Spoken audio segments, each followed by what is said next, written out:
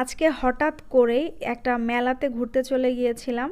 আর মেলায় ঢুকতেই চোখে পড়ে গেল এরকম জিলাপি বানাচ্ছে। তো এটা দেখেই একেবারে সেই ছোটবেলার কথা মনে পড়ে গেল, যখন মেলায় জিলাপি বিক্রি হতো। তারপরে হচ্ছে ছোট ছোট মাটির যে হাঁড়ি পাতিল ছিল খেলার, মেলায় গেলেই এই জিনিসগুলো খুব কিনতাম। মেলার মানে আকর্ষণটাই ছিল এরকম মিষ্টি খাবার আর হচ্ছে ছোট ছোট হাঁড়ি পাতিল।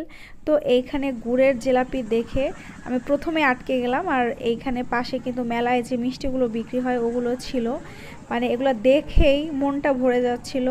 আর আমি কিন্তু কিছু জিলাপি বাসায় কিনে নিয়ে এসেছিলাম, খুবই মজার ছিল এই গুড়ের জিলাপিটা। আর সামনে আগানোর পরে দেখছিলাম এরকম নাগরদোলা, মানে পুরা সে গ্রামের একটা মেলার ভাইব, খুব ভালো লাগছিল। আরও বিভিন্ন রাইড ছিল বাচ্চাদের। তো ফারাজ এখানে একটা ট্রেনের মতো ছিল ড্রাগন, ওইটার মধ্যে উঠে গেল। ফারাজ খুব এনজয় করছিল।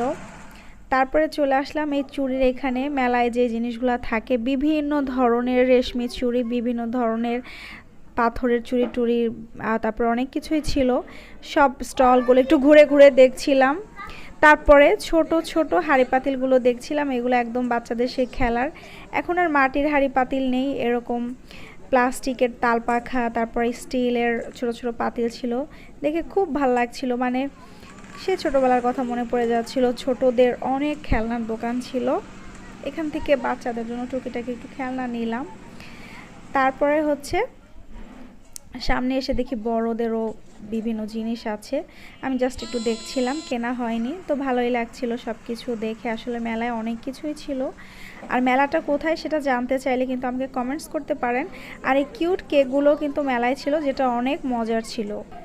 এখান থেকে আমরা কিছু কেক খেলাম এবং বাসায়ও নিয়ে আসলাম। তো ব্লগটা আপনাদের কেমন লেগেছে অবশ্যই কমেন্টস করে আমাকে জানাবেন।